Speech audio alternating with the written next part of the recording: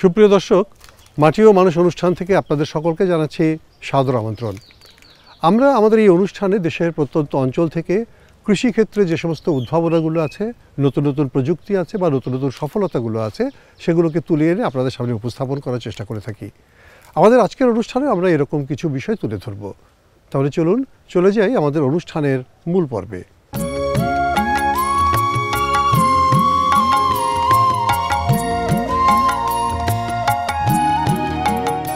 সুপ্রিয় দর্শক, আমরা জানি যে আমাদের দেশে নানা রকমের শাক সবজি ফলমূল উৎপাদিত হয় এবং আমরা এটাও জানি যে কোনো কোনো এলাকাতে কোনো কোনো ফলমূল বেশি উৎপাদিত হয়, কোনো কোনো এলাকাতে কোনো ধরনের শাকসবজি বেশি উৎপাদিত হয়। নরসিংদী একটি সমৃদ্ধ এলাকা শাকসবজি বা হর্টিকালচারাল প্রোডাক্টের ক্ষেত্রে, এবং এটাও আমরা জানি যে নরসিংদী থেকে প্রচুর পরিমাণে শাকসবজি বিদেশে রপ্তানি করা হয় এবং এখানকার কৃষক ভাইরাও কিন্তু অনেক বেশি অগ্রসর। তারা নানা রকমের বৈচিত্র্যপূর্ণ শাকসবজি উৎপাদন করেন। একটা সময় ছিল নরসিংদী হচ্ছে কলার জন্য খুব বিখ্যাত, অবশ্য এখনও আছে নরসিংদীর সেই বিখ্যাত সাগর কলা, সেটি কিন্তু মানুষের কাছে এখনও খুবই জনপ্রিয়। আবার এক এক সময় কিন্তু দেখা গেছে যে পেঁপে চাষ এখানে বেড়েছে, বেগুনের চাষ বেড়েছে, কাঁকরোলের চাষ বেড়েছে। আবার এর মাঝে কিন্তু নতুন আরেকটি ফসল সেটি কিন্তু জায়গা করে নিয়েছে গত 20 বছর 25 বছর ধরে, সেটি হচ্ছে লেবুর চাষ। আমরা সাধারণত জানি যে বৃহত্তর সিলেট অঞ্চলে হচ্ছে লেবুর চাষ বেশি হয়, কিন্তু তারপরেও এই নরসিংদীতেও কিন্তু লেবুর বাগান রয়েছে অনেক। বলা চলে যে প্রায় 60 হেক্টর জমিতে লেবুর বাগান রয়েছে পুরো নরসিংদী জেলাতে। আমরা আজকে এসেছি রায়পুরা উপজেলার একটি ব্লকে। সেখানকার উদ্যোক্তা হচ্ছে বাবুল চৌধুরী, যিনি নিজে প্রায় 35 বিঘা জায়গার উপরে লেবুর বাগান করেছেন। এবং 35 বিঘা কিন্তু এমনি 35 বিঘা না, এটি 40 শতকে 1 বিঘা, সেই রকম 35 বিঘা, অর্থাৎ প্রায় 40 বিঘা বা 50 বিঘার মতোই জমি কিন্তু রয়ে গেছে এইখানে। এবং এইখানে কিন্তু এই লেবুর বাগান করে তার সফলতাটা অত্যন্ত মারাত্মক।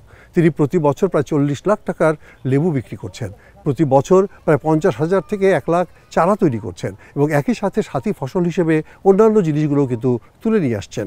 কলা চাষ করছেন, মালটা চাষ করছেন, রামবুটান চাষ করছেন, কচু চাষ করছেন এবং একই সাথে কিন্তু লেবুও করছেন। দর্শক মণ্ডলী, আজকে আসুন আমরা একটা ছোট্ট প্রতিবেদন উপস্থাপন করি বাবুল চৌধুরীর লেবু বাগান থেকে।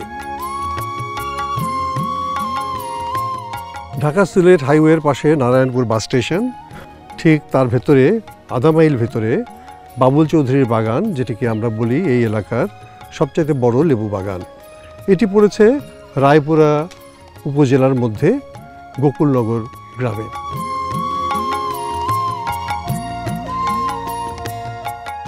বাবুল চৌধুরী 2000 সাল থেকে লেবু বাগান শুরু করেন এবং প্রথমে তিনি এখানে যেমন পেঁপে চাষ করতেন, এই সমস্ত জমিতে তিনি কলা বাগান করতেন, কিন্তু কলা বাগান এবং পেঁপে চাষ বাদ দিয়ে তিনি লেবু বাগানের ভিতরে চলে আসেন।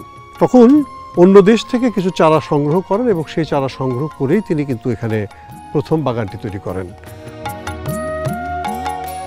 বছরখানেক পরে যখন তিনি দেখতে পান যে এই বাগান খুবই ভালো চেহারা দিচ্ছে, তখনই তিনি এই বাগানকে ধীরে ধীরে সম্প্রসারণের চেষ্টা করেন। ধীরে ধীরে তার এই বাগানের আয়তন দাঁড়িয়েছে প্রায় 35 বিঘা। 35 বিঘা এই বাগানে তার মোটামুটি যে প্রতি বছর লেবু উৎপাদন হয় তার আর্থিক মূল্য প্রায় 30 থেকে 40 লক্ষ টাকা। প্রিয় দর্শক, আসলে এরকম একটি বড় লেবু বাগান আমরা আর কোথাও এরকমভাবে দেখিনি। এই বাগানে স্বত্বাধিকারী বাবুল চৌধুরী, যিনি ব্যক্তিগত জীবনে একজন প্রগতিশীল কৃষক, অনেক রকমের জ্ঞান তিনি অর্জন করেছেন। লেবু চাষের জন্য যত রকমের কলাকৌশল সেগুলোকে তিনি আয়ত্ত করেছেন, আর তাকে সহযোগিতা করেছেন আমাদের কৃষি সম্প্রসারণ অধিদপ্তর।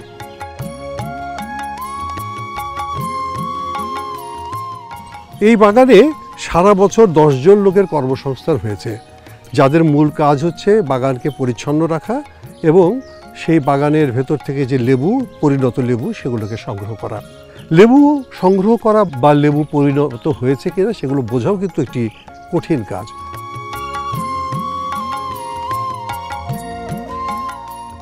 এখান থেকে 2 রকমের জায়গাতে লেবু যায়, একটা হচ্ছে এশিয়ার বাজারে লেবু যায়, আর একটা হচ্ছে ইউরোপের বাজারে লেবু যায়। বাবুল চৌধুরী যেটা জানালেন যে ইউরোপের বাজারে যে লেবুগুলো যায় সেই লেবুগুলোর গায়ে কোনো রকমের দাগ তারা পছন্দ করেন না, এবং সেই জন্য একটু অল্প বয়সী লেবু বা অপরিণত লেবুই তারা মূলত পছন্দ করেন, কারণ তারা লেবুর রস সংগ্রহ করেন না, তারা মূলত লেবুর চামড়া সেটি খাদ্য হিসেবে গ্রহণ করেন। সেই জন্য সে ধরনের লেবু উৎপাদন করার চেষ্টাও কিন্তু এখানে নেওয়া হয়।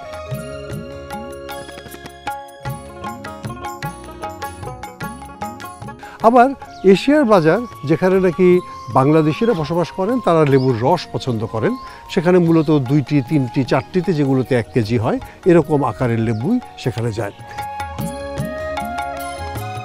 লেবু পরিণত হয়েছে কি হয় নাই সেটি কিন্তু খুবই সুন্দর একটি প্রশ্ন অনেকের কাছে। অনেকে বুঝতে পারেন না যে লেবুটি পরিণত হয়েছেন কিনা। অনেকে বাজার থেকে লেবু কিনে নিয়ে যান, দেখেন চিপে রস পাওয়া যায় না। আসলে পরিণত না হওয়ার কারণেই কিন্তু লেবু থেকে রস পাওয়া যায় না। লেবুর গায়ে একটা শিরার মতো আছে, আপনারা যদি খেয়াল করে দেখেন এই শিরাগুলো যখন মিলিয়ে যাবে তখন বুঝতে হবে লেবুটি পরিণত হয়েছে।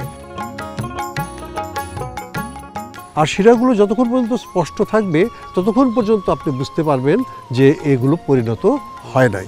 আসলে এগুলো সাধারণ জ্ঞান যদি আমরা আয়ত্ত করতে না পারি তাহলে লেবু চাষ করে লাভবান হতে পারবো না।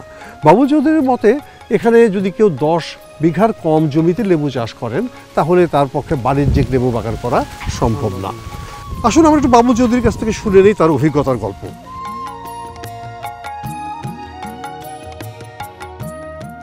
সুপ্রিয় দর্শক, আমাদের সাথে যিনি আছেন তিনি হচ্ছেন বাবুল চৌধুরী, এই রায়পুরা উপজেলার একজন প্রগতিশীল কৃষক। আপনার এই উপজেলার আপনার যে গ্রামটি, সেই গ্রামটির নাম হচ্ছে গোকুলনগর, আর ইউনিয়ন রাধানগর, ইউনিয়ন হচ্ছে রাধানগর। আর ওনার সফলতাটা হচ্ছে মূলত উনি ব্যাপক পরিমাণ জমিতে কলম্বো লেবু চাষ করেছেন। এখানে একটা হিসাব দেওয়া ভালো যে এখানে 40 ডেসিমেলে 1 বিঘা, সেরকম 35 বিঘা জমিতে উনি কলম্বো লেবু চাষ করছেন এবং দীর্ঘ 25 বছর ধরে করছেন। আমরা একটু তার সাথে কথা বলি। আপনি কবে থেকে বা কখন থেকে এই লেবু চাষ করবেন বলে স্থির করলেন? আমি আজ থেকে 20 বছর আগে 2000 সালে স্থির করছি লেবু চাষ করব। তারপরে আমি ইন্ডিয়া থেকে 1000 চারা আনছি, আইনা প্রথম 1000 চারা রোপণ করছি। করার পরে 1 বছর পর মোটামুটি কৃষকের দিকে লাভবান। এরপর আমি আস্তে আস্তে বাড়াতে প্রায় 35 বিঘা পর্যন্ত গেছি। আমি 35 বিঘা পর্যন্ত এখন আছি। আর কলফ আছে আমার কাছে প্রায় 50,000 বর্তমানে আছে। বছর অনেক কলফ বিক্রি করি, প্রায় চারাও বিক্রি করেন। কলফের চারা। আপনি যখন নাকি এই লেবু চাষ করেন নাই তখন আপনি কি ফসল চাষ করতেন? তখন করতাম পেঁপে করতেন। পেঁপে করতাম। পেঁপে করা বাদ দিলেন কেন? বাদ দিয়েছি পেঁপে যদি রমজান পাওয়া যায় তাহলে পেঁপেতে লাভবান, আনলে পেঁপেতে লাভবান না। আর কলা চাষ করতাম, কলা জ্বরে ফেলাই দিলে 1 বছর পর আবার এটা হয়। মানে একবার যদি ঝড় হয় তাহলে পরে কলা 1 বছর শেষ, 1 বছর পরে আবার মাথায় লোন লাগে, বুঝলি? আর লেবু গাছটা যদি পড়ে জায়গা এই ধাক্কাটা তুলে দিলে এটা আর মরে না। মানে অর্থাৎ গাছ পড়ে গেলে পরেও এটা টিকে থাকে? টিকে থাকে, হ্যাঁ। আচ্ছা, এই যে গাছগুলো লাগাইছেন যেগুলো, এগুলো কি কত বছর পর্যন্ত আছে? এগুলোর বয়স প্রায় 24 বছর 24 বছর পর্যন্ত আছে আর কি বয়স। এই বাগানটা যে আমরা আছি এই বাগানে 15 বছর। এই বাগানে 15 বছর। আপনি মূলত কলম্বো লেবু চাষ করেন? কলম্বো লেবু চাষ করেন। এই বিশেষ করে কলম্বো লেবু চাষের সুবিধাটা কি বলেন দেখি? সুবিধা হলো আপনার এই তো বললাম 1 বিঘা লেবু গাছে প্রায় বছরে লাখের উপর বিক্রি আমার আসে। এটার সাথে আবার ফসল আছে, আপনার পেঁপে আছে, এবার আছে মালটা আছে। মালটা চাষ করছে আজকে 2 বছর। মানে পেঁপে বাগানের ফাঁকে ফাঁকে মালটা, পেঁপে আছে, এবার মুহি আছে, আর অন্যান্য ফসলও আছে।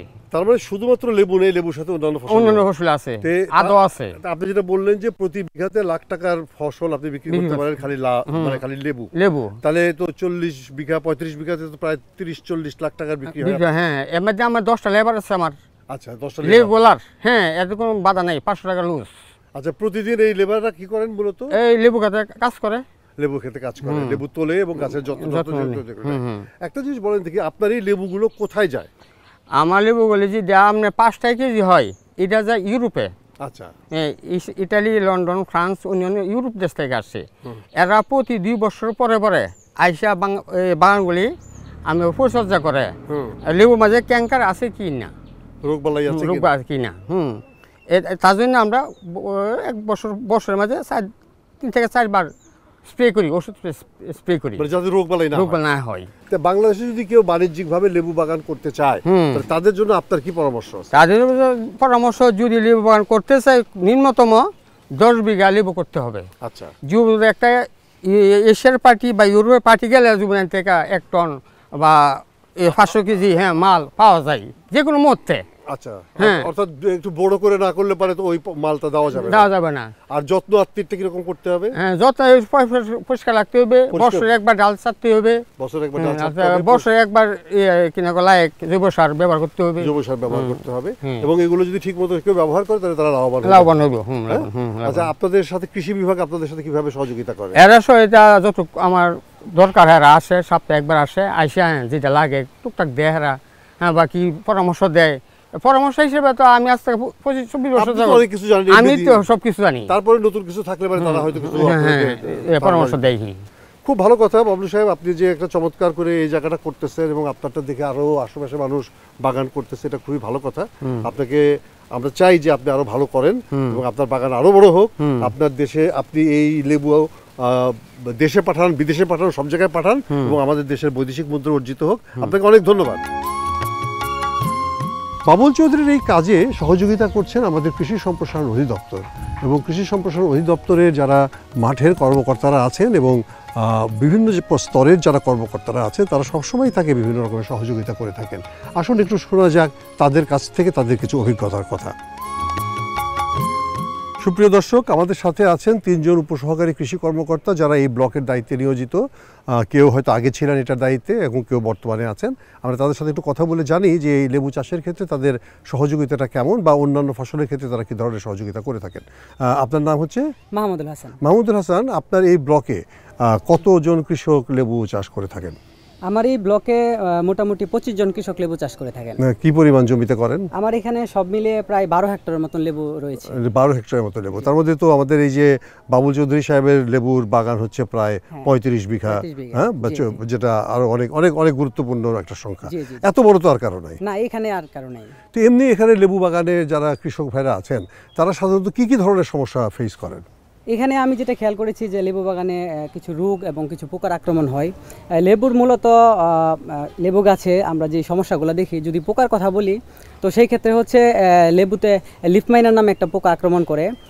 আর হচ্ছে লিফ মাইনার মানে পাতা ছিদ্র করে। হ্যাঁ, পাতা ছিদ্র করে, পাতার ভিতরে সুরঙ্গ করে যায়, সুরঙ্গ করে কুড়ে খায়। হ্যাঁ, ঠিক আছে। তো এটা এই ধরনের সমস্যা আমি দেখেছি। তাছাড়া হচ্ছে যদি রোগের কথা বলি, রোগের ক্ষেত্রে সে লেবু গাছে যে রোগটা আমরা প্রধানত দেখি এটা হচ্ছে গাছে ম্যাক্সিমাম সময় ডাইব্যাক দেখা যায়। তারপরে হচ্ছে গামোসিস নামে একটা রোগ আছে যেটা হচ্ছে গাছের কাণ্ড ফেটে হচ্ছে রস বের হয়ে যায়। তাহলে এই সমস্ত ক্ষেত্রগুলোতে যে করণীয়গুলো আছে সেগুলো কি আপনারা কৃষকদেরকে নিয়মিত জানান? নিয়মিত জানাই। যে বাবুল চৌধুরী আছেন ওনাদের কাছে আমরা নিয়মিত কৃষি বিভাগ যারা আছে যোগাযোগ রাখে। আমি নিজে বিশেষ করে প্রায়ই ওনার কাছে আসি এবং বিভিন্ন প্রয়োজনে উনি আমাকে নক দেই, তখন আমরা আসি। তাছাড়া রেগুলার তো আমরা ভিজিট করতেছি। আর এই বাবুল চৌধুরী নিজেও তো অনেক অভিজ্ঞ চাষী, উনি অনেক অভিজ্ঞ, ওনার কাছ থেকেও তো অনেক বুদ্ধি পরামর্শ নিয়ে অন্যদেরকে দেওয়া যায়। হ্যাঁ, অবশ্যই আমরা ওনার কাছ থেকে পরামর্শ নিই, প্লাস পাশাপাশি আমরা যেটা জানি সেটা হচ্ছে ওনাদেরকে জানানোর চেষ্টা করি। খুব ভালো কথা। মাহমুদুল হাসান, আপনার নাম হচ্ছে? মোহাম্মদ হারুনুর রশিদ। হারুনুর রশিদ, আপনি তো দীর্ঘদিন এই অঞ্চলের দায়িত্বে ছিলেন।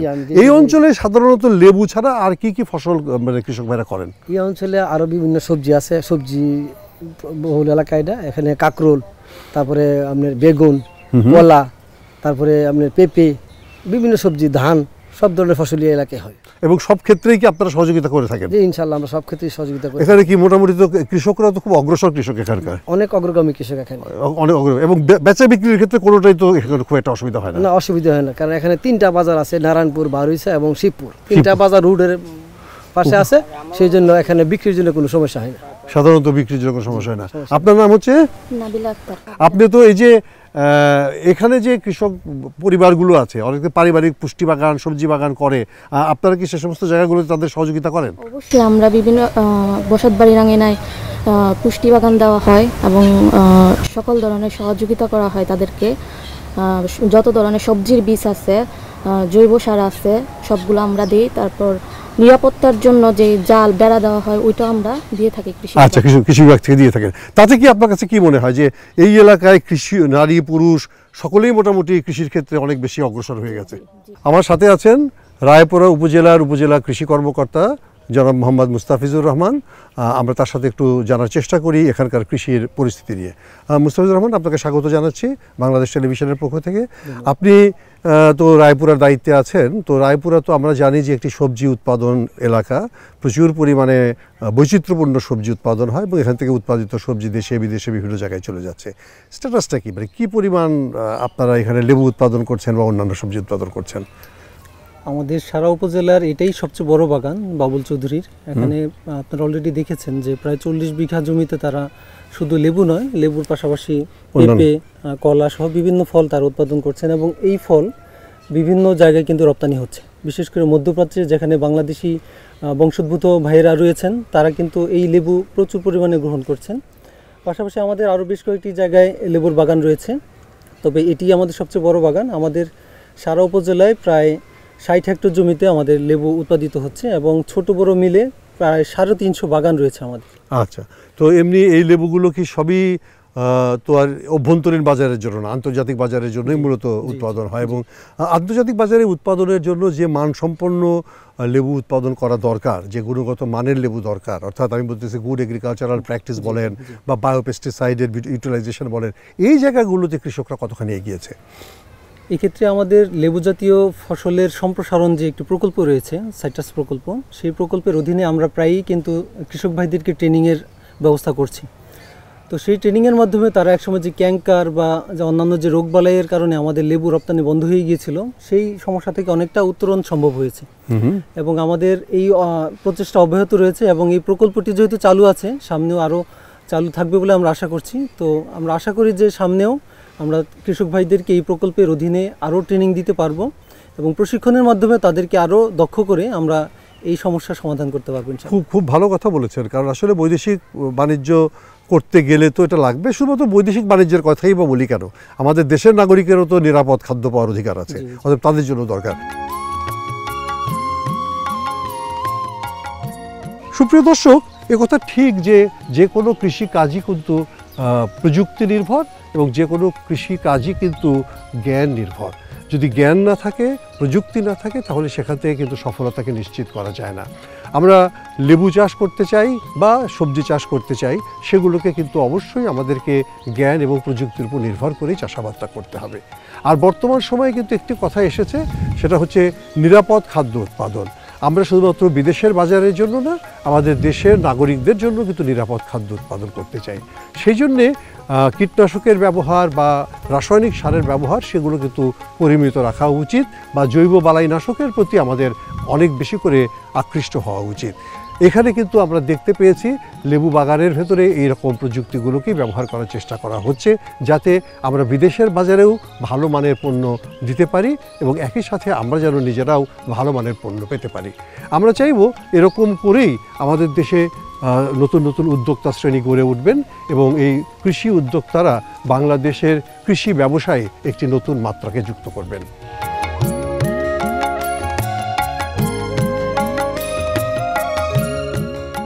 আধুনিক প্রযুক্তি, কলাকৌশল এবং লেগে থাকা, এটি যদি সবাই ঠিক মতো করতে পারেন, তাহলে যে কোনো বাগান থেকে কিন্তু লাভজনকভাবে ফসল উৎপাদন করা সম্ভব। বাবুল চৌধুরী লেগে আছেন 25 বছর ধরে। তিনি লেবুর পেছনে নিজের শ্রম ব্যয় করেছেন, অনেক জ্ঞান তিনি এই জায়গায় ব্যয় করেছেন, অনেক জ্ঞান তিনি আহরণও করেছেন এবং সব মিলিয়ে এখান থেকে কিন্তু চমৎকার লেবু তিনি উৎপাদন করছেন। তার লেবু ইউরোপের বাজারে রপ্তানি হচ্ছে, তার লেবু এশিয়ার বাজারে রপ্তানি হচ্ছে এবং এই রপ্তানির মধ্য দিয়ে তিনি কিন্তু একটি নতুন ফসলের বৈদেশিক বাজারের ক্ষেত্র উন্মোচন করেছেন। আমরা চাইব এরকম সফলতা সকলের ক্ষেত্রেই আসুক, সকলেই এরকম সৃজনশীল কাজের মধ্য দিয়ে আমাদের কৃষিকে আধুনিক পর্যায়ে নিয়ে যাক, লাভজনক কৃষি ব্যবসায় নিয়ে যাক। আর তাহলেই বাংলাদেশের কৃষি ঘুরে দাঁড়াবে, বাংলাদেশের কৃষি সারা পৃথিবীর রোল মডেল হিসেবে প্রতিষ্ঠিত হবে। আজ এ পর্যন্তই সকলকে শুভেচ্ছা জানিয়ে এবং আগামী অনুষ্ঠানগুলো দেখার আমন্ত্রণ জানিয়ে শেষ করছি। সকলকে ধন্যবাদ।